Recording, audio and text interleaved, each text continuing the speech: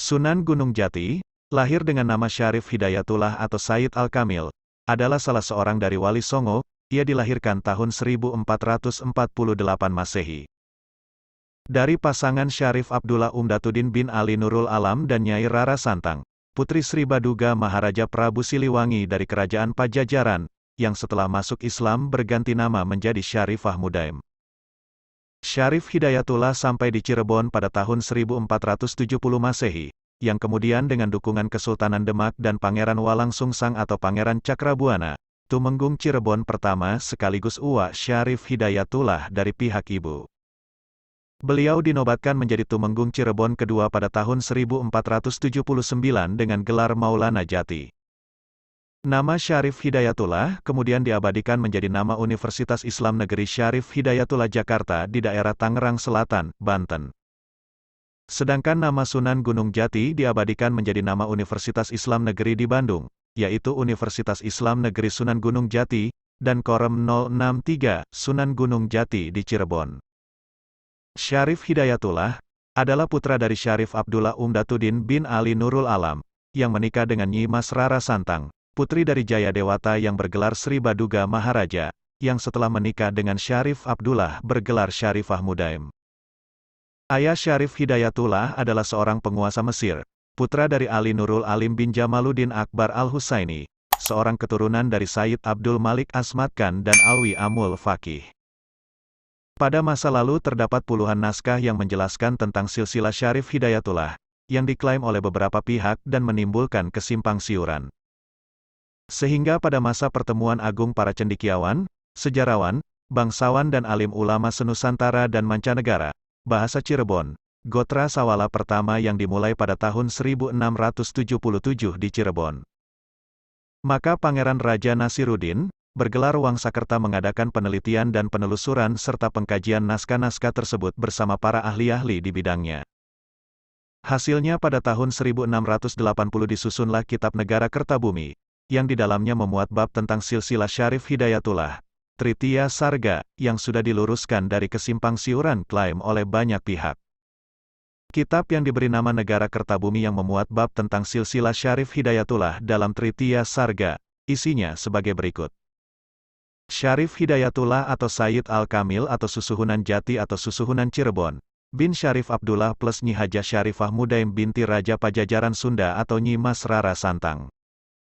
Ali Nurul Alam plus Puteri Mesir, Jamaluddin Al-Husain, Al-Amir Ahmad Syekh Jalaluddin, Amir Abdullah Han, Abdul Malik, India, Alwi Amul Faqih Hadramaut, Muhammad Sohib Mirbat, Ali Hali, Kasam, Alwi Sohib Bait Jubair, Muhammad Maula As-Soma'ah, Alwi Al-Mubtakir, Ubaidillah, Ahmad Al-Muhajir, Isa Al-Rumi, Muhammad An-Nakib, Ali Al-Uraidi, Jafar Es-Sadiq, Madinah. Muhammad Al-Bakir, Ali Zainal Abidin, Husain As-Syahid, Sayyidah Fatimah Al-Zahra, radhiyallahu anha, Nabi Muhammad Rasulullah Shallallahu Alaihi Wasallam, Abdullah, Abdul Muthalib, Hashim, Abdul Manaf, Qusay, Kilab, Murroh, Ka'ab, Luwai, Galib, dan seterusnya. Naskah Kaprabonan. Kanjeng Nabi Muhammad Shallallahu Alaihi Wasallam, Sarifah Siti Fatimah, Husain, Jainal Abidin, Muhammad Mubarakin, Imam Jafar Siddiq, Musa, Kalijam, Habi Jamali, Ahmad Nakidi, Ali Nakidi, Hasan Sukri, Muhammad Dadi, Raja Bani Israel, Ratu Mesir, Raja Duta, Kanjeng Sinuhun Karbon atau Syarif Hidayatullah Sunan Gunung Jati. Kitab Purwaka Caruban Nagari. Nabi Muhammad Shallallahu Alaihi Wasallam, Siti Fatimah, Sayyid Husain, Sayyid Abidin, Muhammad Bakir, Jafar Siddiq, Kasim Al-Malik, Idris, Al-Bakir, Ahmad, Baidillah, Muhammad, Alwi Al-Misri, Abdul Malik, Amir, Ali Nurul Alim, Syarif Abdullah, Sultan Hud atau Sultan Mahmud, Sunan Gunung Jati.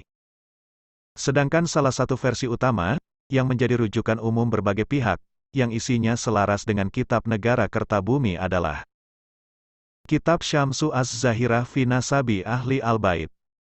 Sebagaimana yang tercatat dalam silsilah Syarif Hidayatullah di sebuah organisasi peneliti nasab Naqobatul Asrof Al-Kubro dan Rabitha Alawiyah, yang juga tercantum dalam kitab Syamsu Az-Zahirah fi Nasabi Ahli Al-Bait karya ulama Yaman, Sayyid Abdurrahman bin Muhammad Al-Masyhur.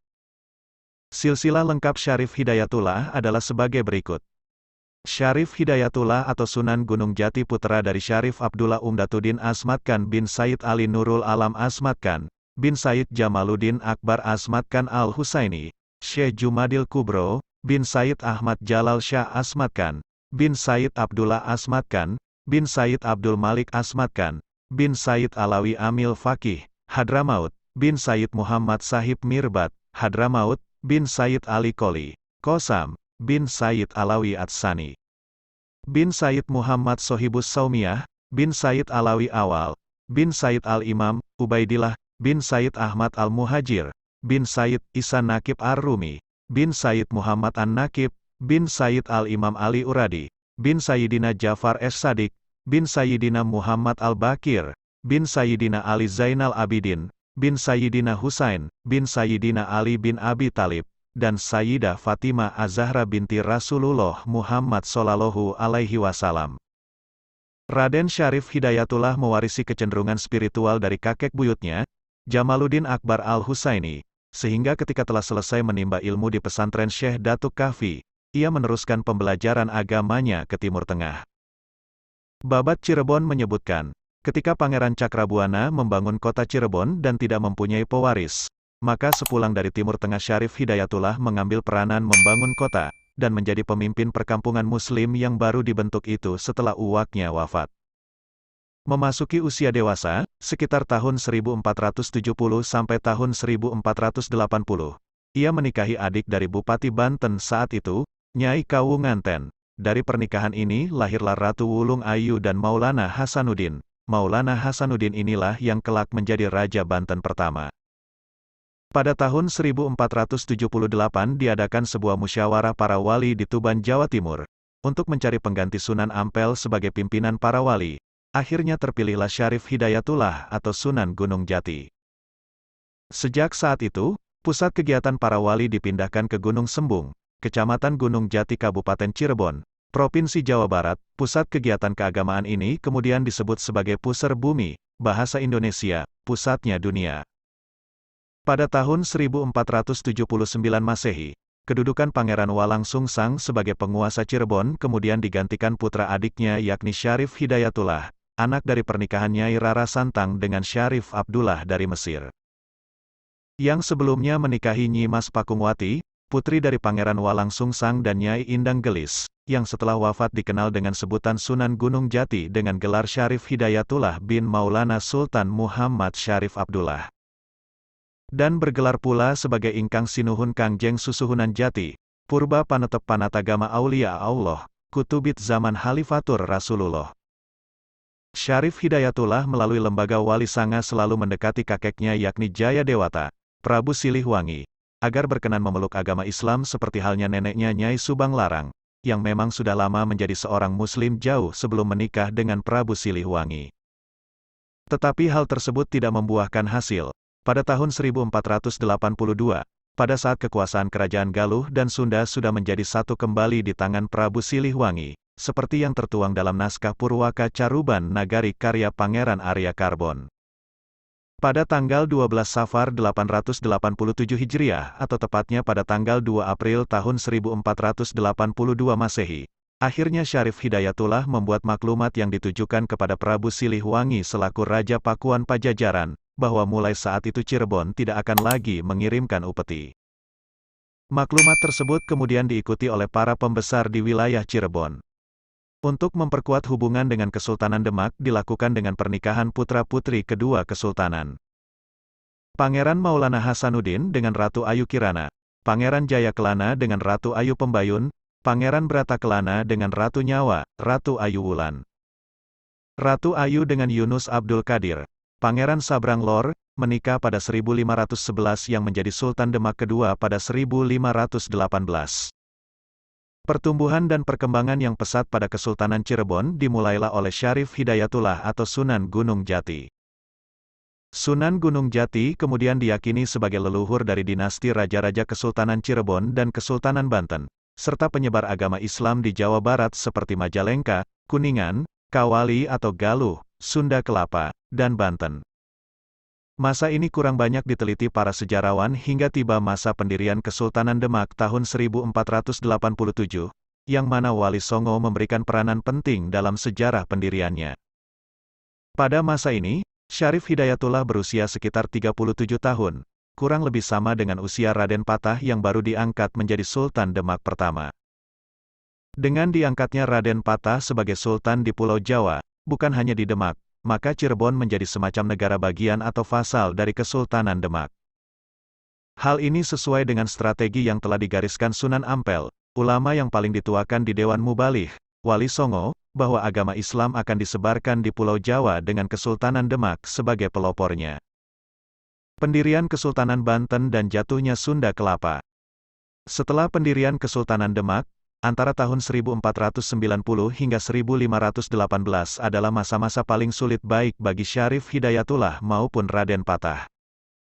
Karena proses Islamisasi secara damai mengalami gangguan internal dari Kerajaan Sunda, Galuh, sekarang bagian dari Jawa Barat, dan Majapahit, di Jawa Tengah dan Jawa Timur, serta gangguan eksternal dari Portugis yang telah mulai melakukan ekspansi di wilayah Asia Tenggara. Raja Pakuan di awal abad 16, seiring masuknya Portugis di Pasai dan Malaka, merasa mendapat sekutu untuk mengurangi pengaruh Syarif Hidayatullah yang telah berkembang di Cirebon dan Banten. Di saat yang genting inilah Syarif Hidayatullah berperan dalam membimbing Pati Unus dalam pembentukan armada gabungan Kesultanan Banten Demak Cirebon, di Pulau Jawa dengan misi utama mengusir Portugis dari wilayah Asia Tenggara. Kegagalan ekspedisi jihad dua Pati Unus yang sangat fatal pada tahun 1521 kemudian memaksa Syarif Hidayatullah merombak pimpinan armada gabungan yang masih tersisa, dan mengangkat Tubagus Pasai sebagai panglima berikutnya, yang menyusun strategi baru untuk memancing Portugis bertempur di Pulau Jawa, menggantikan Pati Unus yang syahid di Malaka. Pada masa awal kedatangannya ke Cirebon, Syekh Syarif Hidayatullah, Sunan Gunung Jati, bersama dengan Pangeran Walang Sungsang sempat melakukan syiar Islam di wilayah Banten yang pada masa itu disebut sebagai Wahanten. Syarif Hidayatullah dalam syiarnya menjelaskan bahwa arti jihad, perang, tidak hanya dimaksudkan perang melawan musuh-musuh saja, namun juga perang melawan hawa nafsu. Penjelasan inilah yang kemudian menarik hati masyarakat Wahanten dan Pucuk Umun, penguasa Wahanten Pasisir. Pada masa itu di wilayah Wahanten terdapat dua penguasa yaitu Sang Surosowan, anak dari Prabu Jayadewata atau Siliwangi, yang menjadi Pucuk Umun, penguasa untuk wilayah Wahanten Pasisir, dan Arya Suranggana yang menjadi Pucuk Umun untuk wilayah Wahanten Girang. Di wilayah Wahanten Pasisir Syarif Hidayatullah bertemu dengan Nyai Kawung Anten, putri dari Sang Surosowan, keduanya kemudian menikah. Dan dikaruniai dua orang anak yaitu Ratu Winaon, lahir pada 1477 Masehi, dan Pangeran Maulana Hasanuddin atau Pangeran Sabakingkin, nama pemberian dari kakeknya Sang Surosowan, yang lahir pada 1478 Masehi. Sang Surosowan walaupun tidak memeluk agama Islam, namun sangat toleran kepada para pemeluk Islam yang datang ke wilayahnya. Syarif Hidayatullah kemudian kembali ke Kesultanan Cirebon, untuk menerima tanggung jawab sebagai penguasa Kesultanan Cirebon, pada 1479 setelah sebelumnya menghadiri rapat para wali di Tuban, yang menghasilkan keputusan menjadikan Sunan Gunung Jati sebagai pemimpin dari para wali. Perkawinan Pangeran Sabrang Lor, Yunus Abdul Qadir, dengan Ratu Ayu, putri Sunan Gunung Jati, terjadi 1511, sebagai Senapati Sarjawala, Panglima Angkatan Laut Kerajaan Demak, Sabrang Lor untuk sementara berada di Cirebon, kelak Yunus Abdul Qadir akan menjadi Sultan Demak pada 1518. Persekutuan Kesultanan Cirebon dan Kesultanan Demak ini sangat mencemaskan Jayadewata, Siliwangi, di Pakuan. Tahun 1512, ia mengutus putra mahkota Surawisesa menghubungi Panglima Portugis, Afonso de Albuquerque di Malaka, yang ketika itu baru saja gagal merebut pelabuhan Pasai milik Kesultanan Samudera Pasai. Pada tahun 1513 Masehi, Tome Pires pelaut Portugis menyatakan dalam catatannya bahwa sudah banyak dijumpai orang Islam di pelabuhan Banten. Syarif Hidayatullah mengajak putranya Maulana Hasanuddin untuk berangkat ke Mekah. Sekembalinya dari Mekah Syarif Hidayatullah dan putranya yaitu Maulana Hasanuddin, kemudian melakukan dakwah Islam dengan sopan, ramah serta suka membantu masyarakat, sehingga secara sukarela sebagian dari mereka memeluk dan taat menjalankan agama Islam, dari aktivitas dakwah ini di wilayah Banten. Syarif Hidayatullah dikenal dengan nama Syekh Nurullah, Syekh yang membawa cahaya Allah Subhanahu wa Ta'ala, yang kemudian aktivitas dakwah ini dilanjutkan oleh Maulana Hasanuddin hingga ke pedalaman Wahanten seperti Gunung Pulosari di Kabupaten Pandeglang, di mana ia pernah tinggal selama sekitar 10 tahun untuk berdakwah kepada para ajar atau pendeta, Gunung Karang, Gunung Lor, hingga ke ujung Kulon dan Pulau Panaitan dengan pola syiar yang kurang lebih sama seperti yang dilakukan ayahnya. Pada tahun 1521, Jayadewata atau Prabu Siliwangi mulai membatasi pedagang muslim yang akan singgah di pelabuhan-pelabuhan kerajaan Sunda. Hal ini bertujuan untuk mengurangi pengaruh Islam yang akan diterima oleh para pedagang pribumi ketika melakukan kontak perdagangan dengan para pedagang muslim. Namun upaya tersebut kurang mendatangkan hasil yang memuaskan, karena pada kenyataannya pengaruh Islam jauh lebih kuat dibandingkan upaya pembatasan yang dilakukan tersebut. Bahkan pengaruh Islam mulai memasuki daerah pedalaman kerajaan Sunda. Pada tahun itu juga kerajaan Sunda berusaha mencari mitra koalisi dengan negara yang dipandang memiliki kepentingan yang sama dengan kerajaan Sunda. Jayadewata atau Siliwangi memutuskan untuk menjalin persahabatan dengan Portugis, dengan tujuan dapat mengimbangi kekuatan pasukan Kesultanan Demak dan Kesultanan Cirebon. Pada tahun 1521 untuk merealisasikan persahabatan tersebut Jayadewata atau Siliwangi mengirim beberapa utusan ke Malaka di bawah pimpinan Ratu Samiam, Surawisesa. Mereka berusaha meyakinkan bangsa Portugis bagi suatu persahabatan yang saling menguntungkan antara kerajaan Sunda dan Portugis. Surawisesa memberikan penawaran kepada Portugis untuk melakukan perdagangan secara bebas, terutama lada di pelabuhan-pelabuhan milik kerajaan Sunda. Sebagai imbalannya, Surawisesa mengharapkan bantuan militer dari Portugis apabila kerajaan Sunda diserang oleh Kesultanan Demak dan Kesultanan Cirebon, dengan memberi hak kepada Portugis untuk membangun benteng. Pada tahun 1522, Gubernur Alfonso de Albuquerque yang berkedudukan di Malaka, mengutus Henrique Leme untuk menghadiri undangan Raja Sunda Surawisesa, dalam naskah Portugis disebut sebagai Raja Samiam, untuk membangun benteng keamanan di Sunda Kalapa, guna melawan orang-orang Cirebon yang menurutnya bersifat ekspansif. Pada tanggal 21 Agustus tahun 1522, dibuatlah suatu perjanjian yang menyebutkan bahwa orang Portugis akan membuat loji atau perkantoran dan perumahan yang dilengkapi benteng di Sunda Kelapa dan Banten, sedangkan Sunda Kelapa akan menerima barang-barang yang diperlukan. Raja Sunda Surawisesa akan memberikan kepada orang-orang Portugis 1000 keranjang lada sebagai tanda persahabatan. Sebuah batu peringatan atau padrao, padraun, dibuat untuk memperingati peristiwa itu. Padrao dimaksud disebut dalam cerita masyarakat Sunda sebagai layang Salaka Domas. Dalam cerita rakyat Munding Laya di Kusumah, dari pihak kerajaan Sunda perjanjian ditandatangani oleh Padam Tumungo atau yang terhormat Tumenggung, Samgidepati atau Sang Depati, Autre Benegar atau dan Bendahara, Izio Sabandar atau dan Syah Bandar, Syah Bandar Sunda Kelapa yang menandatangani bernama Wak Item dari kalangan Muslim Betawi. Dia menandatangani dengan membubuhkan huruf Wau dengan hot. Pada tahun 1522, Maulana Hasanuddin membangun kompleks istana yang diberi nama Keraton Surosowan.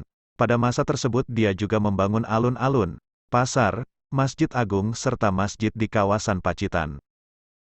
Sementara yang menjadi pucuk umum, penguasa, di Wahanten Pasisir adalah Arya Surajaya, putra dari Sang Surosowan dan paman dari Maulana Hasanuddin, setelah meninggalnya Sang Surosowan pada 1519 Masehi. Arya Surajaya diperkirakan masih memegang pemerintahan Wahanten Pasisir hingga tahun 1526 Masehi. Pada tahun 1524 Masehi, Sunan Gunung Jati bersama pasukan gabungan dari Kesultanan Cirebon dan Kesultanan Demak mendarat di pelabuhan Banten. Pada masa ini tidak ada pernyataan yang menyatakan bahwa Wahanten Pasisir menghalangi kedatangan pasukan gabungan Sunan Gunung Jati, sehingga pasukan difokuskan untuk merebut Wahanten Girang. Dalam carita sejarah Banten dikatakan ketika pasukan gabungan Kesultanan Cirebon dan Kesultanan Demak mencapai Wahanten Girang, Ki Jongjo, seorang kepala prajurit penting, dengan sukarela memihak kepada Maulana Hasanuddin. Dalam sumber-sumber lisan dan tradisional diceritakan bahwa Pucuk Umun, penguasa Banten Girang, yang terusik dengan banyaknya aktivitas dakwah Maulana Hasanuddin, yang berhasil menarik simpati masyarakat termasuk masyarakat pedalaman Wahanten, yang merupakan wilayah kekuasaan Wahanten Girang. Sehingga pucuk umum Arya Suranggana meminta Maulana Hasanuddin untuk menghentikan aktivitas dakwahnya, dan menantangnya sabung ayam, adu ayam, dengan syarat jika sabung ayam dimenangkan Arya Suranggana, maka Maulana Hasanuddin harus menghentikan aktivitas dakwahnya. Sabung ayam pun dimenangkan oleh Maulana Hasanuddin, dan dia berhak melanjutkan aktivitas dakwahnya. Arya Suranggana dan masyarakat yang menolak untuk masuk Islam kemudian memilih masuk hutan di wilayah selatan. Sepeninggal Arya Suranggana, Kompleks Banten Girang digunakan sebagai pesanggerahan bagi para penguasa Islam, paling tidak sampai di penghujung abad ke-17. Atas petunjuk ayahnya yaitu Sunan Gunung Jati, Maulana Hasanuddin kemudian memindahkan pusat pemerintahan Wahanten Girang ke pesisir di Kompleks Surosowan sekaligus membangun kota pesisir. Kompleks Istana Surosowan tersebut akhirnya selesai pada tahun 1526. Pada tahun yang sama juga Arya Surajaya Pucuk Umun, penguasa Wahanten Pasisir dengan sukarela menyerahkan kekuasaannya atas wilayah Wahanten Pasisir kepada Sunan Gunung Jati. Hal ini dilakukan agar tidak terjadi pertumpahan darah banyak rakyat, karena Raja amat sayang dengan rakyatnya, sehingga diberikanlah kekuasaan berikutnya ke tangan Sunan Gunung Jati. Akhirnya kedua wilayah Wahanten Girang dan Wahanten Pasisir disatukan menjadi Wahanten yang kemudian disebut sebagai Banten, dengan status sebagai Depaten atau Provinsi, dari Kesultanan Cirebon pada tanggal 1 Muharram 933 Hijriah, sekitar tanggal 8 Oktober tahun 1526 Masehi. Kemudian Sunan Gunung Jati kembali ke Kesultanan Cirebon, dan pengurusan wilayah Banten diserahkan kepada Maulana Hasanuddin. Dari kejadian tersebut sebagian ahli berpendapat bahwa Sunan Gunung Jati adalah Sultan pertama di Banten. Meskipun demikian Sunan Gunung Jati tidak mentasbihkan dirinya menjadi penguasa, Sultan, di Banten. Alasan-alasan demikianlah yang membuat pakar sejarah seperti Hussein Jajadiningrat, berpendapat bahwa Sunan Gunung Jatilah yang menjadi pendiri Banten dan bukannya Maulana Hasanuddin. Menurut catatan dari Joao de Barros, semenjak Banten dan Sunda Kelapa dikuasai oleh Kesultanan Islam, Bantenlah yang lebih ramai dikunjungi oleh kapal dari berbagai negara. Pada tahun 1552, Maulana Hasanuddin diangkat menjadi Sultan di wilayah Banten oleh ayahnya Syarif Hidayatullah, Sunan Gunung Jati.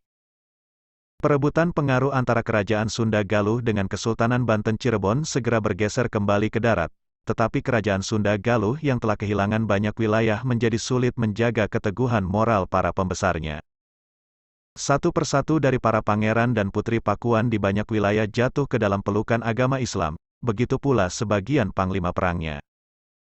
Setelah Pakuan Pajajaran yang merupakan ibu kota kerajaan Sunda mengalami serbuan besar dari Maulana Yusuf di tahun 1567, hanya 1 tahun sebelum ia wafat pada tahun 1568 dalam usia yang hampir 120 tahun.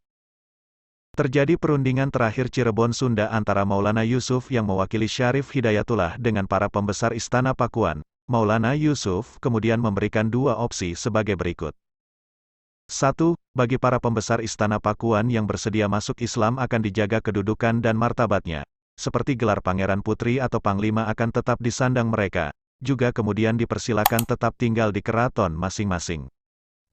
2. Bagi para pembesar Istana Pakuan yang tidak bersedia masuk Islam, maka harus keluar dari keraton masing-masing serta keluar dari ibu kota Pakuan Pajajaran, untuk keselamatan mereka sendiri dari serangan tentara Banten dan Cirebon di masa depan.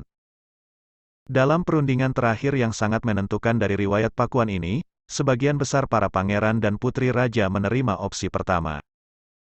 Sedangkan para pasukan pengawal istana dan panglimanya, sebanyak 40 orang yang merupakan korps elit dari Angkatan Darat Kerajaan Sunda, memilih opsi kedua karena kesetiaan mereka terhadap Prabu Nilakendra. Para panglima dan pengawal istana tersebut lalu berangkat menuju desa Kabuyutan di pedalaman Banten, wilayah Cibeo sekarang, untuk menetap di sana. Diyakini mereka inilah cikal bakal penduduk Baduy. Dalam saat ini yang terus menjaga anggota pemukiman hanya sebanyak 40 keluarga, untuk menandakan keturunan dari 40 pengawal istana Pakuan. Keluarga yang tidak terpilih untuk menetap harus pindah ke pemukiman Baduy luar, Sementara Pakuan Pajajaran sendiri masih berdiri sebagai kota biasa sampai kosong dan ditelantarkan di tahun 1579. Prabu Nilakendra sebagai Raja Sunda saat itu mengasingkan diri ke selatan, sementara penggantinya Raga Mulya atau Prabu Pucuk Umun, berkedudukan di Pulasari, Pandeglang.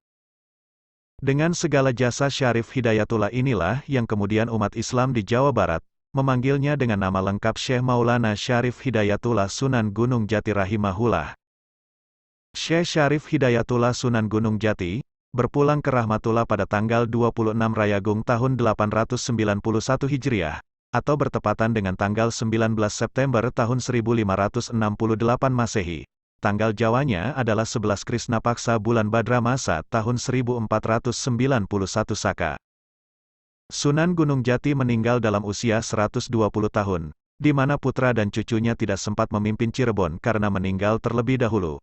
Kepemimpinan Cirebon dipegang sementara oleh Fatahillah selama 2 tahun, antara tahun 1568 sampai ia wafat di tahun 1570 Masehi. Tahta Cirebon lalu diwarisi oleh cicitnya, Zainul Arifin yang naik tahta di usia 23 tahun dengan gelar Panembahan Ratu. Syekh Syarif Hidayatullah kemudian dikenal dengan nama Sunan Gunung Jati oleh warga Cirebon, karena ia dimakamkan di Komplek Pemakaman Bukit Gunung Jati, yang sekarang dikenal dengan nama Astana Gunung Sembung.